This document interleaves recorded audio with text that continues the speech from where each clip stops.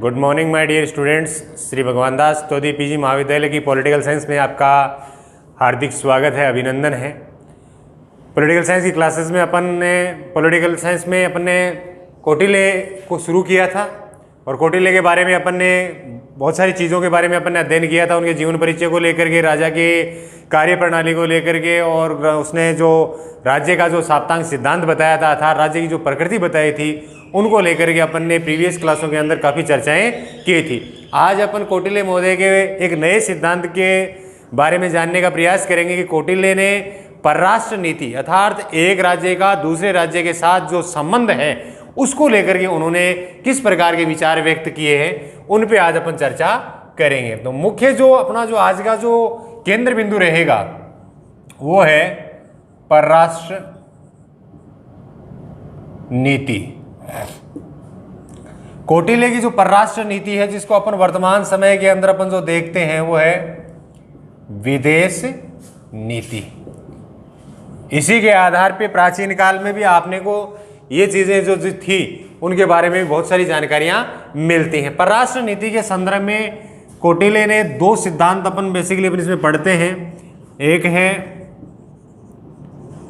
मंडल सिद्धांत,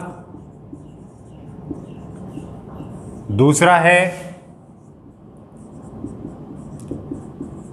षाटगुण्य नीति। अब देखिए षाटगुण्य नीति के जो मुख्य चीज है वो है इसमें 6 लक्षण, या इसको ये भी बोलते हैं 6 लक्षणों वाली नीति। और इसमें एक चीज और देखेंगे अपन, और वो है उपाय की चर्चा। तो उपाय में बेसिकली 4 उपाय की चर्चा की गई है और आप भली भांति जानते हैं। मैं इसमें लिख भी देता हूं, नाम आपने अच्छी तरीके से सुना है। साम, दाम, दंड और भेद, इनकी चर्चा भी वो अंतिम रूप में करता है। पहले अपन जब मंडल सिद्धांत की चर्चा करते हैं तो मंडल सिद्धांत में बेसिकली कौटिल्य के द्वारा 12 राज्यों के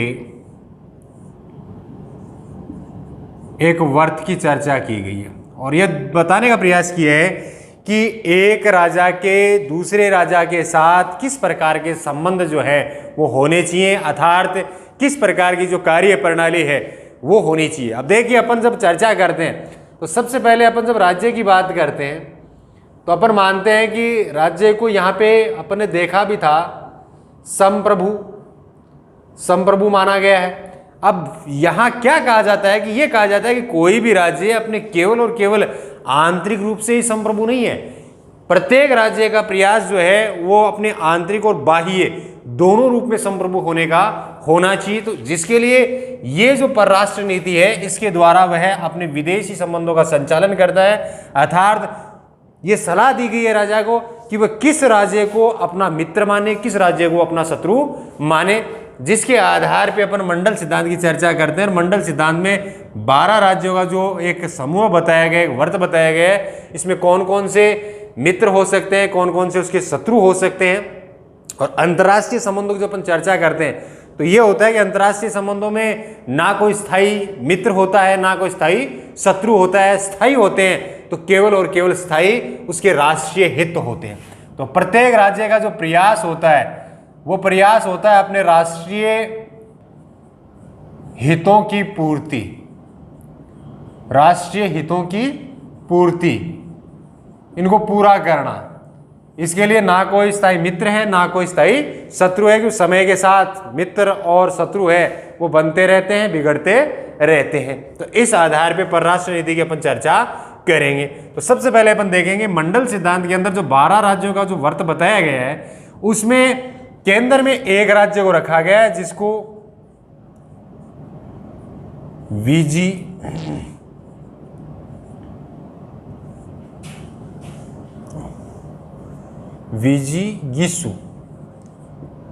विजिगीसु राज्य।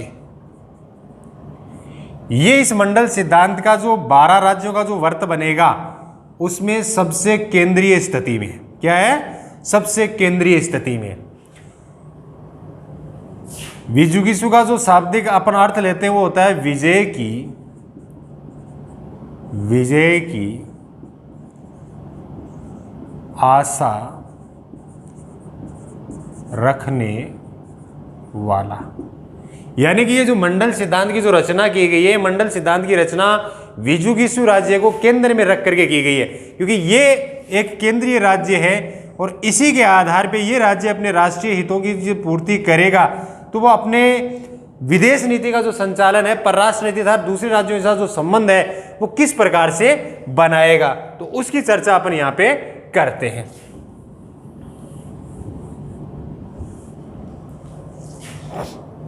अब देखिए, ये केंद्रीय स्थिति में अपन 12 राज्यों का एक समूह बनाएंगे।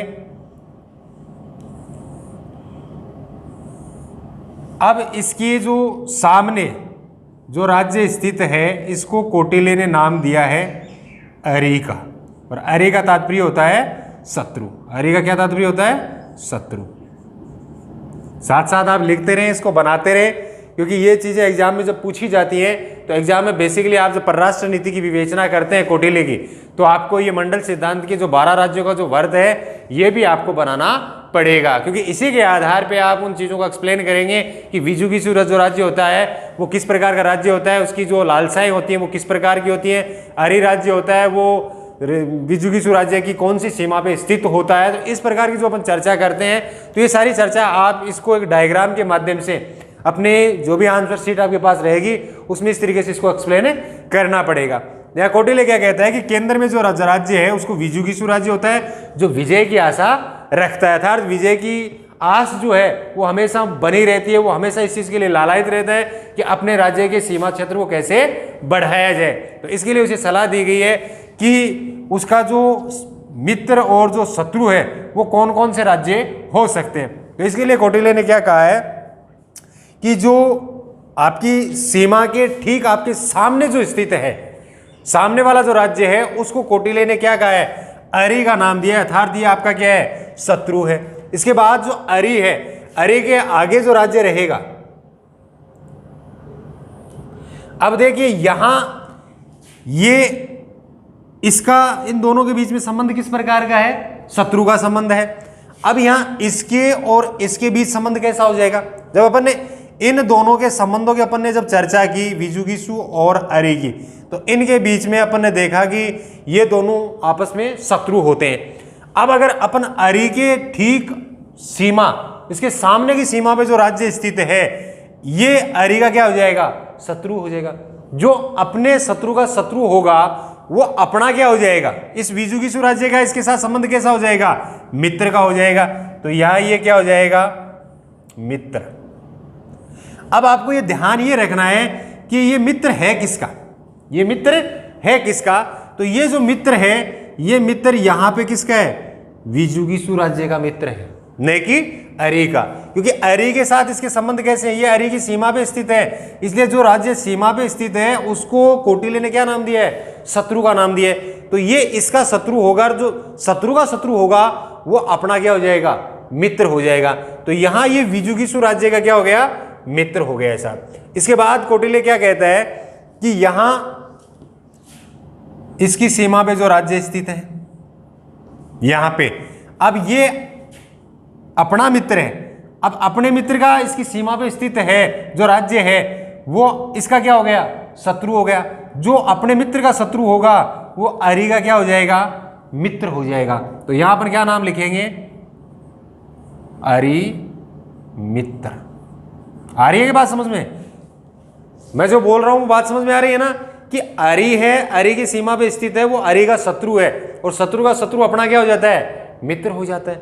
दूसरी चीज है, अपना जो मित्र है उसकी सीमा पे जो स्थित है वो उसका शत्रु है, उसका शत्रु है तो अपना शत्रु है, और अपना शत्रु है वो अरि का क्या हो जाएगा?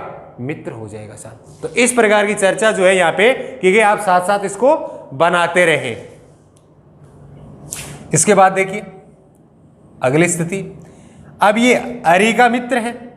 अब अरि के मित्र की सीमा पे स्थित जो राज्य है वो अरि के मित्र का क्या हो जाएगा? शत्रु हो जाएगा। तो अरि के मित्र का जो शत्रु होगा तो अपना जो मित्र था उसका वो क्या हो जाएगा? मित्र हो जाएगा। तो अपन यहां क्या लिखेंगे? मित्र का मित्र, मित्र मित्र, अपने मित्र का क्या हो गया? मित्र हो गया। अब अपना जो मित्र है, अब इसकी सीमा पे जो राज्य स्थित है, अब देखिए यहाँ पे ये अपना जो मित्र है उसका शत्रु है और ये यहाँ अरि मित्र है, तो इसका संबंध क्या हो जाएगा, अच्छे संबंध हो जाएंगे, मित्र हो जाएंगे।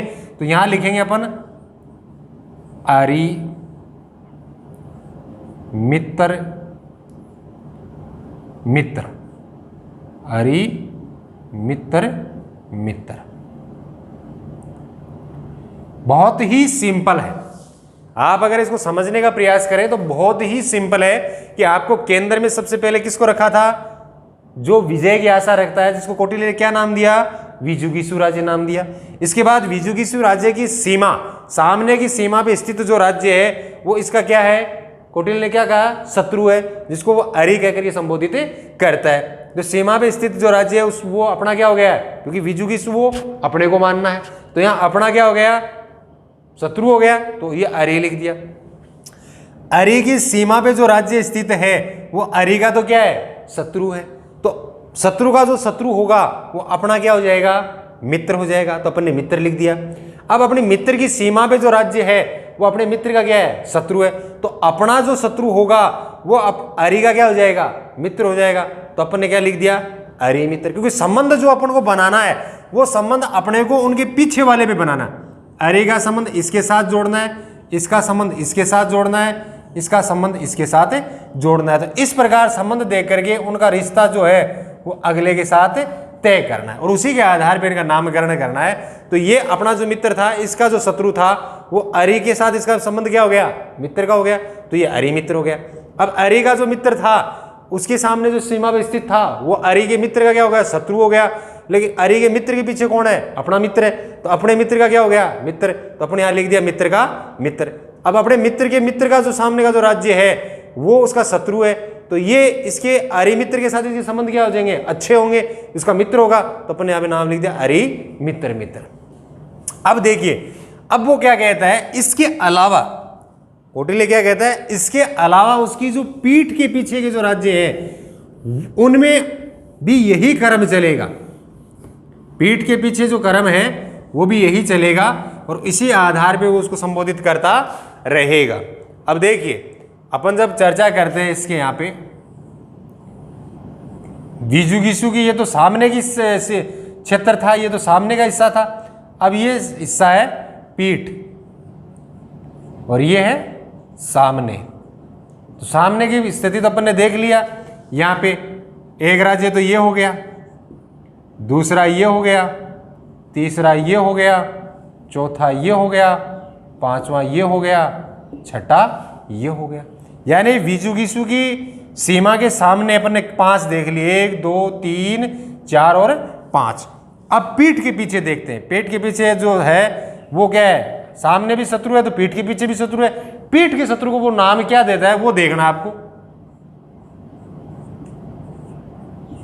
पाशनी ग्रह, ये पीठ का शत्रु। यहां पे आप लिख सकते हैं पीठ का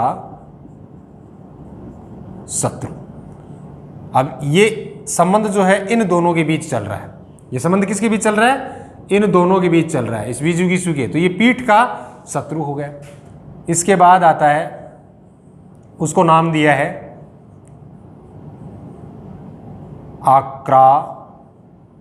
आक्रांत।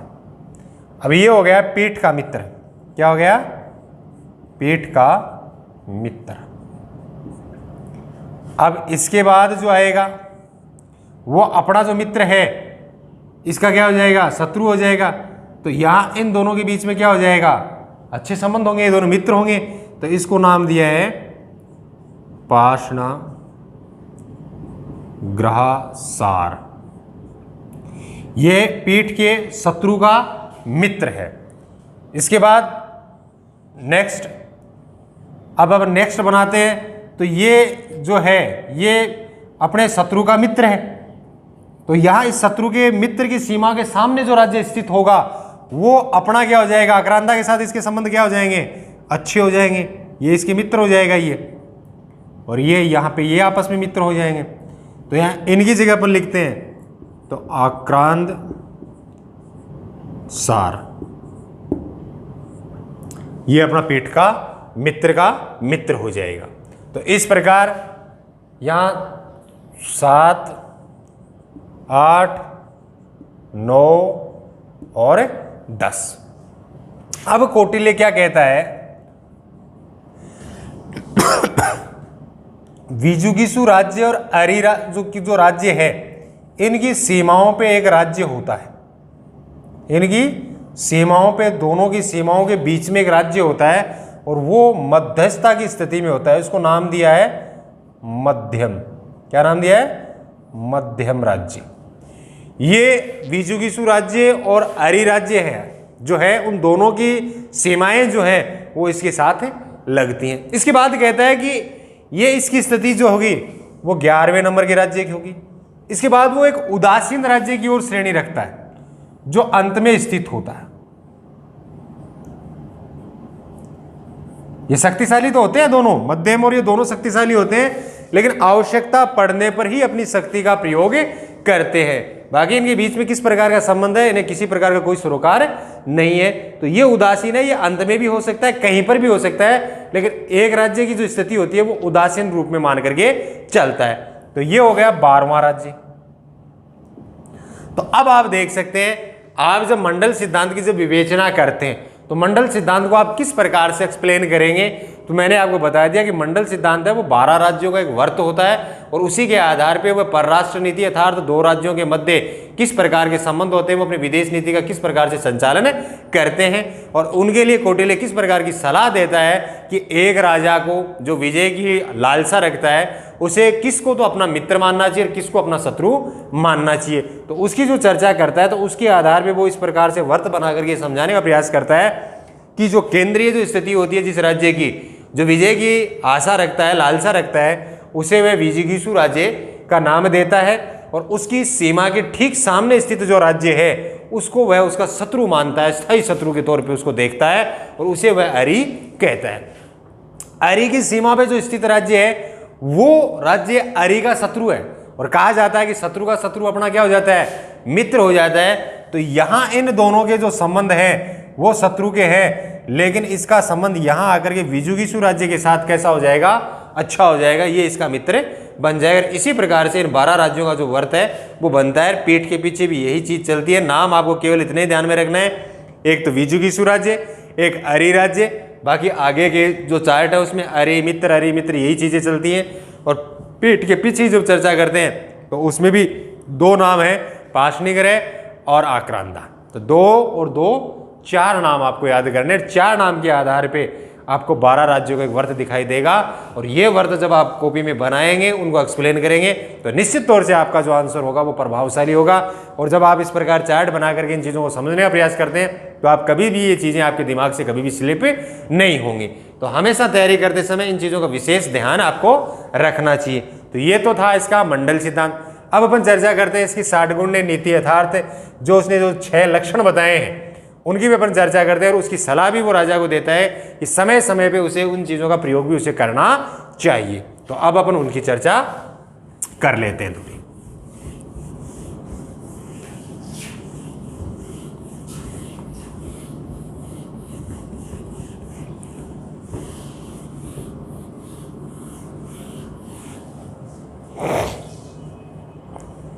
अब देखिए अपन 6 लक्षणों की जब चर्चा करते हैं, पहला आता है संधि, दूसरा आता है विग्रह, तीसरा है यान, संधि विग्रह यान, आसन,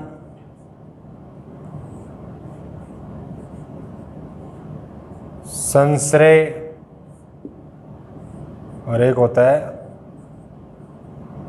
द्वेदी भाव। मैंने इनको पहले आपको मनु के रूप में भी मैंने समझाने का प्रयास किया है। और एक चीज़ मैं और बता देता हूँ, परराष्ट्र नीति की जब अपन चर्चा करते हैं, मंडल सिद्धांत को अपन ने पढ़ा था तो सबसे पहले अपने सामने ये चीज़ जो थी वो मनुस्मृति में अपने को देखने को मिली थी। पहले इसका कोई उल्लेख नहीं मिलता है, मनुस्मृति से ही इन चीज़ों की विस्तृत व्याख्या जो है अब आगे प्रारंभ होती है। यानी परराष्ट्र नीति की जो चर्चा की जा रही है खुल करके वो मनुस्मृति के बाद ही प्रारंभ होती है। तो यहाँ ये चीज़ें जो थी अपन ने पहले भी पढ़ी थी, मैं आपको पुनः एक बार इन चीज़ों को रिवाइज करा देता हूँ कि संधि की जो अपन चर्चा करते हैं तो इसमें कौटिल्य क्या कहता है कि जब यानी कि ए और बी की अपन चर्चा कर लेते, कोई ए राज्य है और कोई बी राज्य है।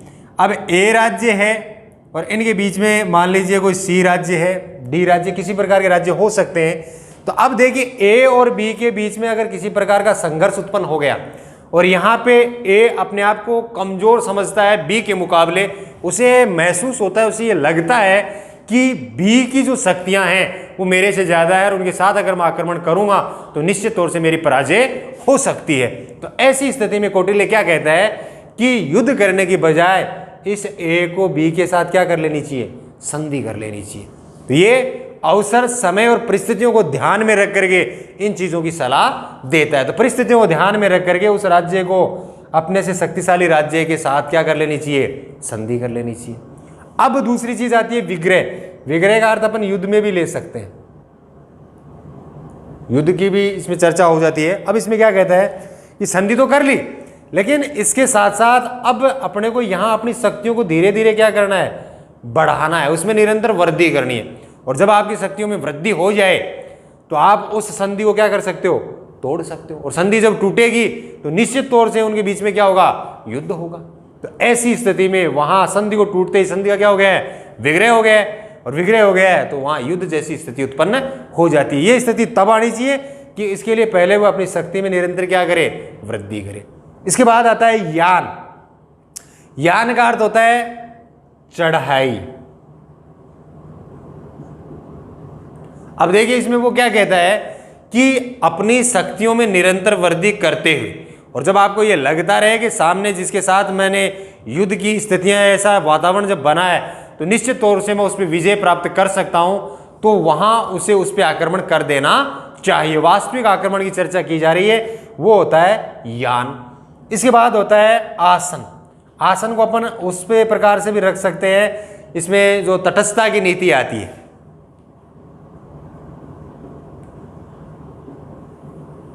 तटस्थता की नीति आती है। जब दो राज्यों के बीच में किसी प्रकार का जो मुकाबला होता है, युद्ध होता है, तो अपने आप को उनसे अलग कर लेना, एक जगह अपने आप को स्थिर कर लेना। तो ये जो स्थिति होती है वो कहलाता है आसन। यानी ए और बी के मध्य कोई युद्ध की स्थिति उत्पन्न हो रही है तो सी जो राज्य है वो अपने आप को दोनों से क्या कर लेता है, अलग कर लेता है। तो ये अलग करना क्या कहलाता है, आसन कहलाता है। इसके बाद आता है संश्रय। संश्रय का तात्पर्य होता है कि जब ए और बी के मध्य कोई युद्ध की स्थिति हो रही है, ए कमजोर है, बी ज्यादा शक्तिशाली है, तो ऐसी स्थिति में ए को, सी कोई शक्तिशाली राज्य है तो इसके पास जाकर के क्या कर लेना चाहिए, उसकी मदद ले लेनी चाहिए। मदद लेकर के वो बी को हरा सकता है। तो ये क्या कहलाता है, संश्रय कहलाता है। और द्विवेदी भाव होता है, वो दोहरा भाव होता है, एक तरफ संधि का दिखावा करना, दूसरी तरफ आक्रमण की तैयारी करना। तो इस प्रकार वो इस साठगुण्य नीति में 6 लक्षणों की चर्चा करता है और राजा को यह सलाह देता है कि उसे समय समय पे इन चीजों का प्रयोग करते रहना चाहिए। इसके बाद वो चर्चा करता है उपाय की। इसके अलावा कुछ उपाय भी बताया और ये आपने पहले सुना भी है। साम का अर्थ होता है शांति बनाए रखना, शांति की स्थापना करना, समझाना कि भाई एक दूसरे को समझा करके वातावरण को शुद्ध शांत बनाने का प्रयास करना। दूसरी चीज आती है दाम। दाम का अर्थ आपको पता है, प्रलोभन देना, यानी किसी राज्य को प्रलोभन दे करके आप अपनी तरफ मिला सकते हो। दंड का अर्थ होता है सजा। सजा दे करके भी आप किसी को अपने अधीन कर सकते हो। आर्थिक प्रतिबंध लगा करके, राजनीतिक किसी प्रकार का कोई भी प्रतिबंध लगा करके आप उसे अपनी ओर कर सकते हो। और भेद का तात्पर्य होता है कि किसी राज्य को कमजोर करने के लिए, उस पर आक्रमण करने के लिए पहले आप उसकी आंतरिक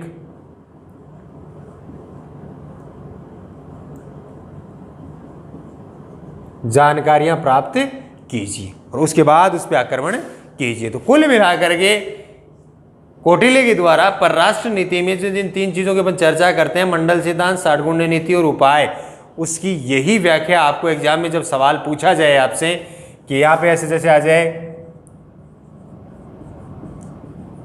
कौटिल्य की परराष्ट्र नीति की विवेचना कीजिए।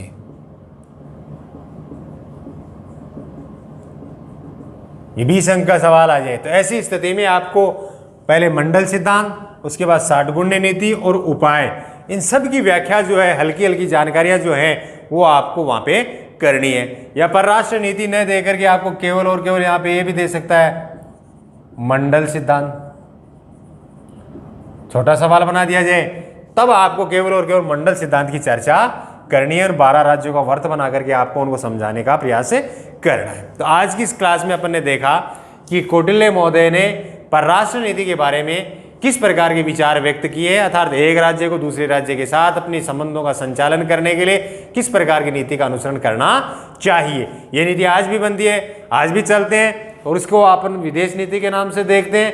तो यहाँ कोई भी राष्ट्र जो होता है वो अपने राष्ट्रीय हितों की पूर्ति करने के लिए, उसमें वृद्धि करने के लिए निरंतर क्या करता है, एक राष्ट्र से दूसरे राष्ट्र के साथ अच्छे मधुर संबंध बनाने का प्रयास करता है। और ये प्राचीन काल में भी यही प्रक्रिया जो थी वो चलती थी, जिसको परराष्ट्र नीति के नाम से जाना जाता था और उसके ये अलग अलग भाग बताए गए हैं। तो आज की क्लास में इतना ही, मिलते हैं अपन अगली क्लास में एक नए वीडियो के साथ, तब तक के लिए धन्यवाद।